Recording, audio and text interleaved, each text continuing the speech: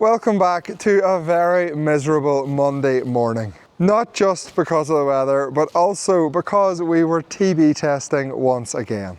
We have actually just finished the first test, which is when you inject the animals. We done all 400 animals here in about 4.5 hours. Yes, we're pretty efficient at doing it. And it's always a pretty horrible experience. I am covered in muck from head to toe. I'm soaking wet and cold from a combination of the rain and sweat. And it's all for a process which is totally in vain. Because TB in Northern Ireland is an absolute farce and an absolute disgrace. This video is going to be much more negative than I normally make a video. Normally I try and keep things positive because no one wants to watch someone being miserable and grumpy. I'm going to be grumpy. We are currently closed after losing 5 animals at our last test, which is the most animals we have lost in one go in as long as I can remember. This test, I am expecting that we might see some more positives on Thursday, which is when we're going to be reading the test. So really, I'm just working to find out more bad news. But anyway, we'll get to the results on Thursday later on in the week. For today and for the start of this video, you're going to come with me as we clean up a bit of the mess as a result of the TB test this morning. Then I'm going to go for lunch and I'm probably going to get 2 lunches because I still haven't even had breakfast. Start by scraping all this with the tractor. Absolute mess.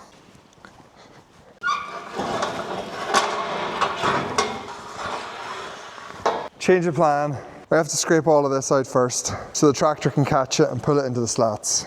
My journey with TB on this farm over the last 14 years has been pretty varied. When I first came home, we were closed in one continuous go for an astonishing 3.5 years. Confirmed to be the badger population on this farm because the strains matched up. And then we had a glorious 7 years TB free. The badgers were still here, we genuinely didn't touch them, but I'm guessing the infected badgers died off, we had a clean set, and we no longer had any issues.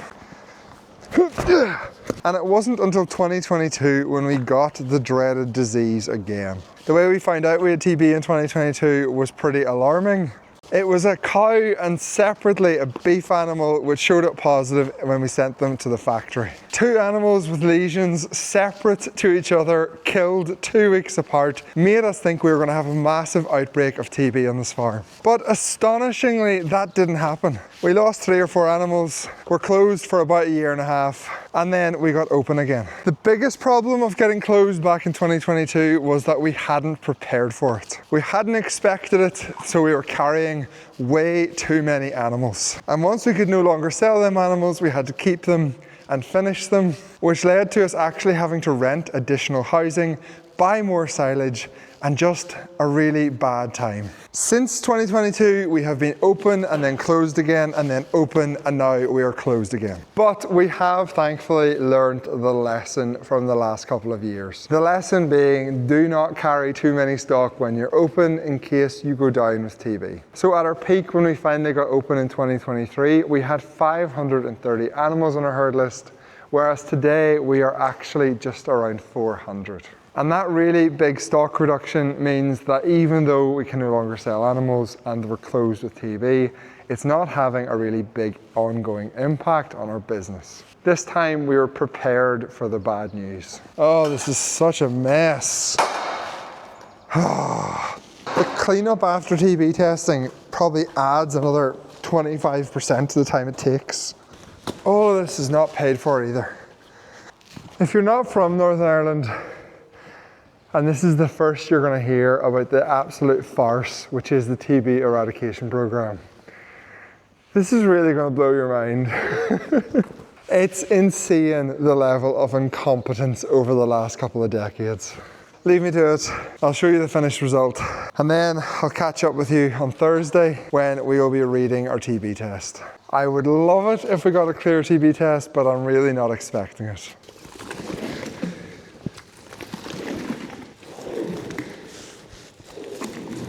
Not even tired. All that running's paying off. Follow me on Strava. And if you don't know what Strava is, don't worry about it.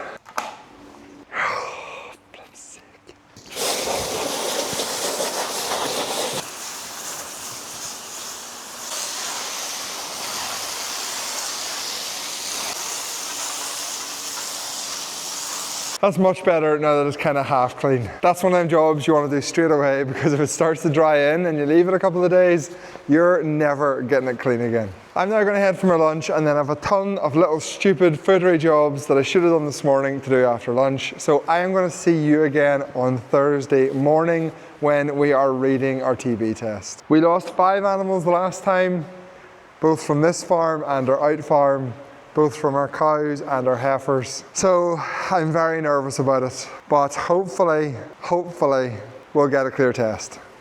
But we can all live that experience together on Thursday. So I'll see you then.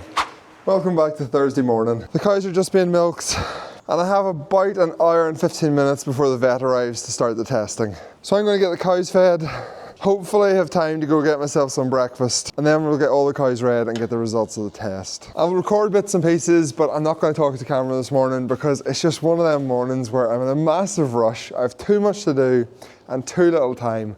And I really hate slowing down when I'm doing the TB test, especially on the day when we're reading, when things move a bit faster.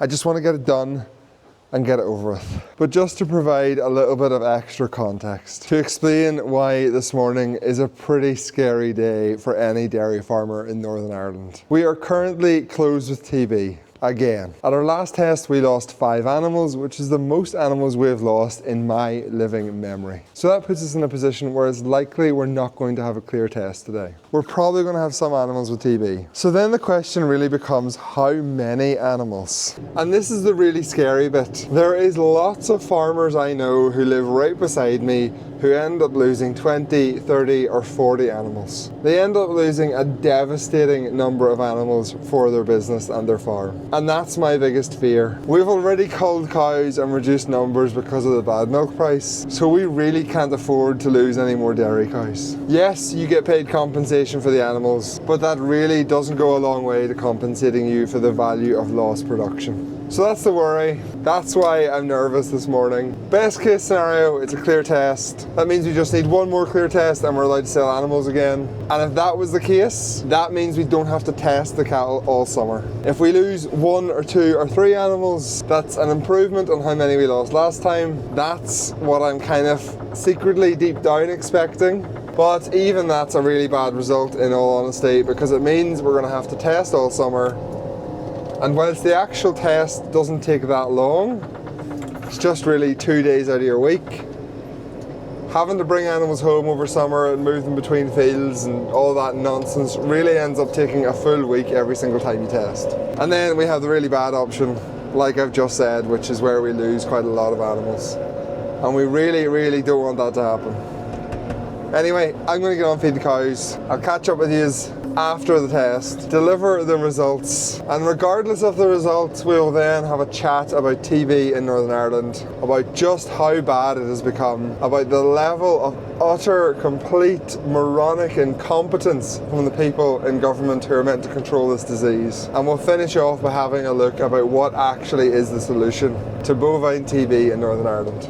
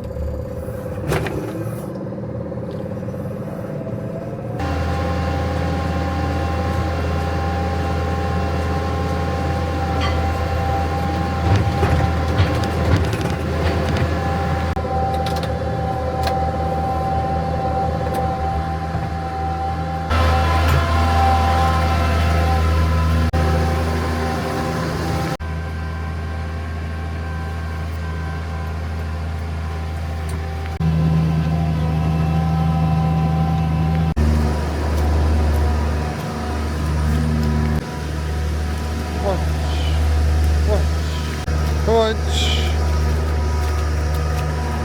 on. Come on.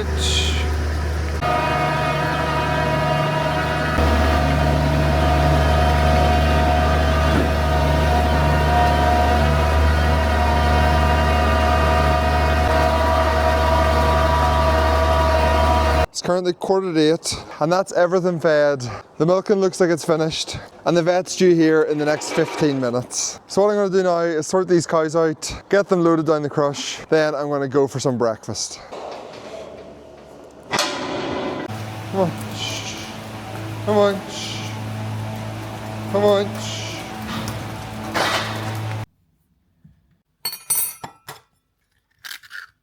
That's the TB test finished. The crush all cleaned out. Let's head to the cow house and I'll tell you the results, which I imagine are pretty obvious from the title and thumbnail that I'm inevitably going to end up putting on this video. But I still need to tell you all at some point in this video. So, like I said at the start of this video, the last time we TB tested, we lost 5 animals.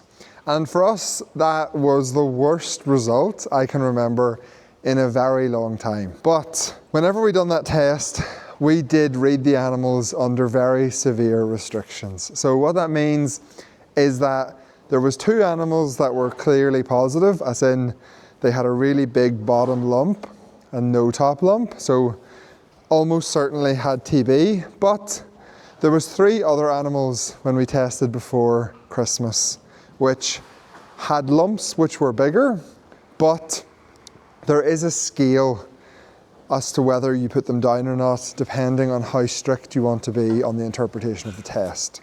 So it's not that them animals had TB and we were questioning whether we wanted to get rid of them or not. That's not what was happening. What was happening was we decided to get rid of even the ones that showed some sign of reaction, so that we were more likely to get TB out of the herd and to get an open test again. So whilst we did lose 5 animals before Christmas to TB, potentially only 2 of them actually definitely had TB. And then we come to today's test and we lost another 5 milking cows. But this time they all definitely had TB. And there was 2 or 3 others which showed some small lumps. They did not show positive on the test, but if we had measured them under the same kind of thoroughness and rigorousness as we had before Christmas, we probably would have got rid of them as well, which potentially would have left us with 7 or 8 cows going. Now, we decided not to do that. We'll be testing again in 6 or 7 weeks, and them ones which were potentially a reactor but weren't a reactor, we'll keep an eye on them the next time and see what happens with them then. So all of that's to say that today went pretty badly for us. Now, I do want to be careful that I don't complain too much about losing another 5 cows. There is people in situations so much worse than that, where they lose 20 or 30 or 40 animals. So it is all about context and perspective, but for us on this farm, another 5 cows going is really bad news. And the worst thing is they're always the good cows. One of them's a cow 7840 and I literally just AI'd her yesterday. But like I said, it could be much worse. We will be able to manage it. And we'll just have to hope that after a few more tests, we actually get a clear test and then get another clear test and finally put this little phase of TB behind us. So then we get to the question as to what do I think is the issue? Where is the TB coming from in my herd? And for me, the answer is very simple. It can only really be coming from the wildlife population. Now, I think in a lot of cases, farmers will always like to blame wildlife when there is clearly other ways it could come into their herd. If they're buying in lots of animals, or they're close to neighbouring farms which have boundary fences which are a bit dodgy, and there's like nose-to-nose contact or something. But for us, genuinely, the only way I think my cows are getting TB is from an infected badger population. We are a totally closed herd. We buy 1 bull every year and that is absolutely it. We have river running all around our grazing platform, which means that it is totally impossible for nose-to-nose contact with our neighbours. And perhaps the strongest evidence I have is that it is always our dairy herd which suffers from TB. We have never had TB in our calves, our heifers, or our beef animals because they aren't grazing on our dairy block. And it is the dairy grazing block which is infested with badgers. I will literally go out to my fields in the summertime and find big patches where the badgers have been digging holes looking for worms. And I'm just about to send my herd into that field to graze. It doesn't take a genius to work out what's happening. It's definitely a badger problem. Anyway, it's been a long day. I'm gonna head for my lunch and then we will head upstairs to the computer and I will give you an overview of the situation with TB in Northern Ireland, present you some potential solutions, and we'll just have a little rant about how incompetent some people actually are.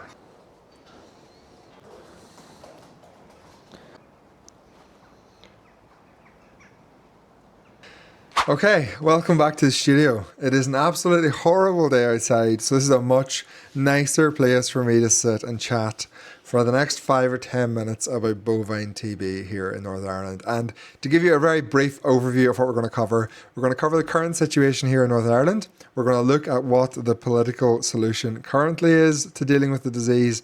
And then we are going to look at the actual facts, the actual science, and we are going to put together a plan to actually tackle TB. Okay?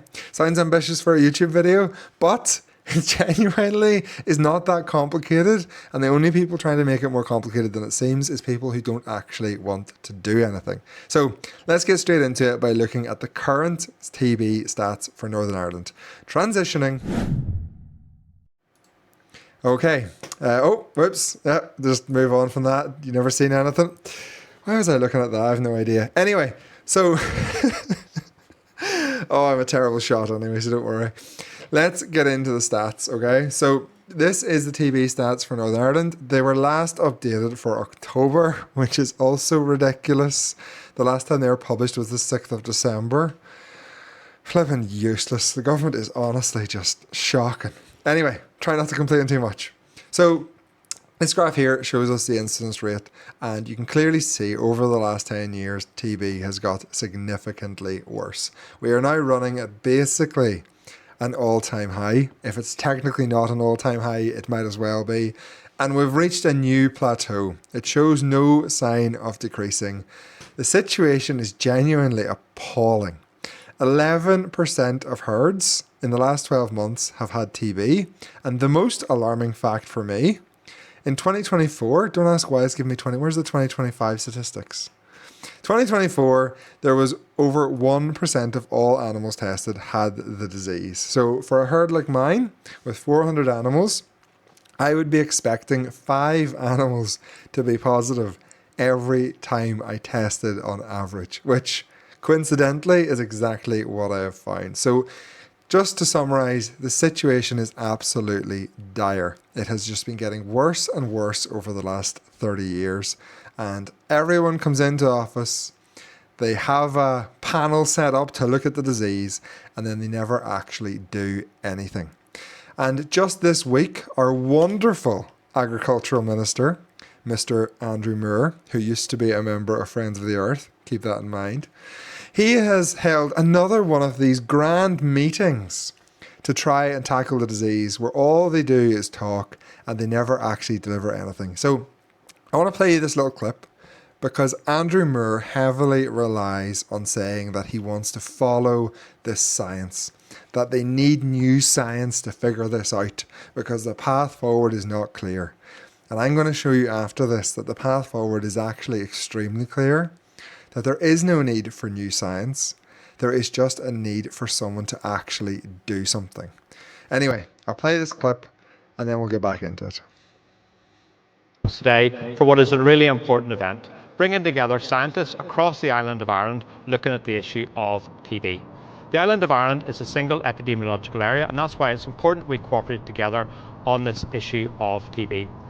As Minister, I'm glad to be working in conjunction with my counterparts in the South in regards to our regionalisation pilot in the North West, supported through shared island funding around the issue of TB. We're also progressing our blueprint for eradication of TB based upon 3 pillars of people, cattle and wildlife. There's lots to do, I'm committed to taking those difficult decisions, but it's important that they're based on science and evidence, and that's why today's event is critically important, so we can explore the science and evidence that's out there to provide us solutions through the challenges that we face. That all amounts to a grand total of absolute nothing. It's just political BS and waffle, right? Like, you don't need new science. Let me show you some actual facts, okay? So, last year, 2024, so 2 years ago now, they found that 1/5 of dead badgers on the road had bovine TB. 1/5 of badgers that were found as roadkill had TB. So clearly there is a massive reserve of the disease in the wild badger population. When you consider that 1% of cattle have the disease, and that is appalling, the idea that 20% of badgers have it should give you a very clear idea as to where the problem lies. And we did have a plan to put a badger cull in place back in 2023. We had the sharpshooters trained and everything to come over from England, and we had the cull areas set up. And then it was challenged by a judicial review, and it all fell apart. Fell apart, but on a technicality once again, because they claimed that people could not have the correct information to make an informed opinion on the consultation. It is more legal nonsense, the kind of stuff which is destroying this country and makes me so angry. And after this fell apart, what should have happened is the Department of Agriculture should have released a new consultation. They should have done a better job of informing the stakeholders so that it could not fall apart to a legal challenge again, but they didn't. And why did they not do that? Because our wonderful Minister Moore took over at that point and decided that he didn't want to do a badger cull. Instead, he would look at different science which suited him. And to summarise what he's done in the last 3 years, it has been a grand total of flip all, okay? Hence why TB is getting worse and worse. And it's actually possibly worse than these figures show, because anecdotally, I have heard that the department are starting to drag their heels on certain testing procedures because of the insane cost of TB here in Northern Ireland at the minute. In 2024, it cost 56 million in compensation for animals alone, with the entire scheme costing the Northern Irish taxpayer an astonishing £70 million. So I have a suspicion that because the budget is ballooning so much, the Department of Agriculture here in Northern Ireland are more reluctant to do blood tests, which show up some false positives. They're more reluctant to test herds more frequently, because again, it'll show up more positives and it'll cost more money. And the combination of them two things suppress the actual positive figures and actually lead to the disease getting worse. So that's anecdotal. I have no proof that that's actually happening, but multiple people I've chatted to who have bad breakdowns of TB have told me that exact story, that they're struggling to get the tests done in a decent time. So there's the background. Now let's move on to what the science actually says, okay? So Andrew Moore, our Minister of Agriculture, claims that he doesn't know what the science actually says. That's why they've set up another working group. But it's blatantly obvious what needs to be done. Let me give you a few actual examples. In Australia, they had to control wildlife to have success. In New Zealand, they had to control wildlife to have success. In Ireland, they controlled wildlife and they've had more success than we have, although bovine TB is getting worse in Ireland. In the United States, they have failed to fully control the wildlife reserve, and that has prevented complete eradication. And in the UK, it's the same story.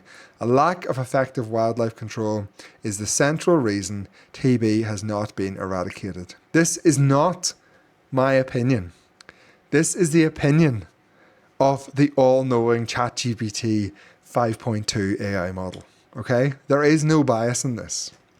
Big picture conclusion, and people in Dara and Andrew Moore need to hear this. Countries that have eliminated bovine TB have either had no significant wildlife reserve or they have effectively controlled and removed it. Remember, 1/5 of badgers found dead on the road here has the disease. The badger population has exploded here in Northern Ireland because they are a protected species and you are not allowed to shoot them. You're not allowed to shoot them. And trying to control the disease without controlling this massive reserve is completely pointless. Again, the scientific consensus, which already exists. If a wildlife species can maintain TB independently, which badgers can, eradication is not possible, okay? And if we go even further and we come down to why cattle testing alone can't work, like factually can't work, and that's what we're trying to do at the minute here in Northern Ireland. The main screening test, which is where you inject them with the top and bottom lump, what we done today, this week, has a sensitivity of around 81%, what that means in English is that it's going to miss 1 in 5 animals that have TB. Okay? Says it right there. That's the average of what it's actually going to miss. That's why you need 2 clear tests to get open, because the idea is statistically you're then more likely to have an actual clean herd. So today we had 5 reactors, possibly 8 reactors, depending on how we read them. Well, that means statistically there is at least 1 more animal in our herd that was missed at the test. So we still have TB despite having just completed a test. Testing also has timing blind spots. So you're relying on immune reaction, and depending on when an animal got infected, she may not react to that test. Maybe an animal only got infected 3 or 4 days ago, she's not going to show up in the test. That is another huge issue. And finally, if there's a wildlife reserve, you can clear the cattle, but it just comes back. So if we actually manage to get rid of the disease, we get 2 clear tests, we get open, and all of our animals are clean, which is what happened for all of 2024 into 2025. The issue is they can just be reinfected. And that's the situation we have now been in for 5 years, where we get opened and then we're closed again. We get opened and then we're closed again. And in my opinion, it's because we now have an infected wildlife reserve, and that's causing the reseeding of the disease. So even though we're a closed herd, we still can't get rid of it.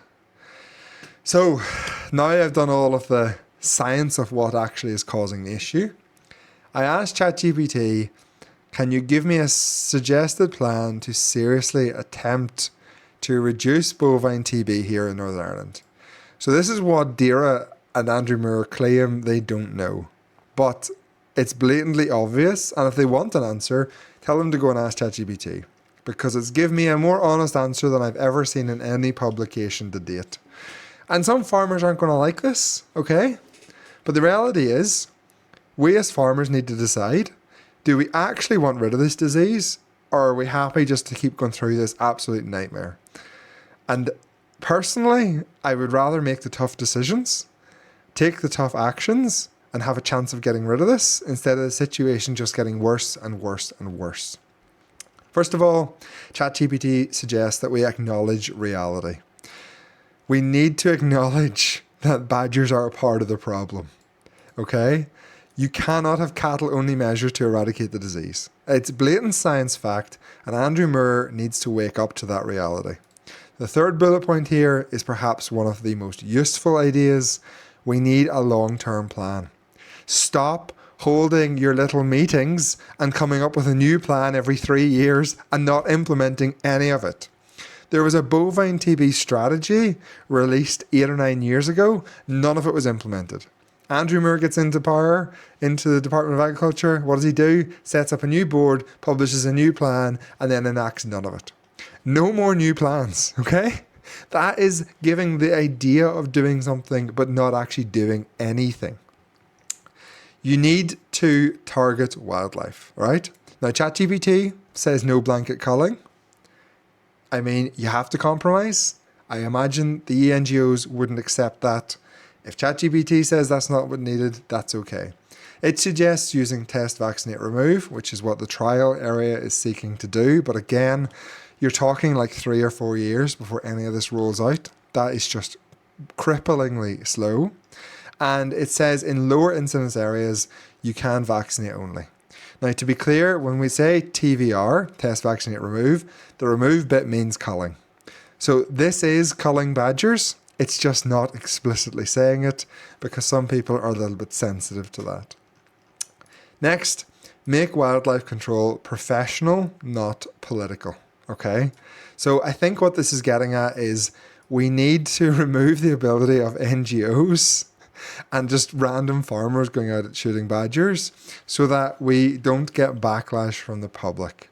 Again, training staff, having professional people doing it, that's what was originally proposed in 2023. It was trained people who were being tracked, who had a command centre. It was all organised. It was not an ad hoc free-for-all. Fix cattle testing. This one is very important, okay? We need to shorten test intervals. We need to use more blood tests and not just rely on the skin test solely. The department is currently going the opposite way to that. The reason why this is not done is because of the cost. So it is going to cost a lot of money if you're actually serious about getting rid of the disease. And it is this budget-cutting attitude of DAERA to try and control the cost, which is only going to make the situation worse. We need a big injection of money to actually seriously tackle this. Lock down reinfection routes, okay? And this is where it's going to make farmers uncomfortable. But the reality is, if this is ever going to be solved, everyone has to be unhappy with the solution, but come to an agreement that where we end up is going to be a heck of a lot better than where we are now. Tighter movement controls out of high incident zones with pre-movement and post-movement testing. I mean, that is blatantly obvious. But the reason why that is not done is because no farmer and no farming organisation is going to accept all of that extra cost and extra work if the Department of Agriculture is still totally unwilling to deal with the actual source, the reservoir of the problem, which is the badgers. So this is only acceptable, in my opinion, if we can actually control the wildlife population. Finally, a bit on data deployment, which is just give farmers more information. You know, look at hotspots and put a plan in place to actually tackle them. More incentive for farmers to be honest, because there's a heck of a lot of corruption, both from vets, from department officials, from farmers. A lot of tag switching goes on, a lot of nonsense, right?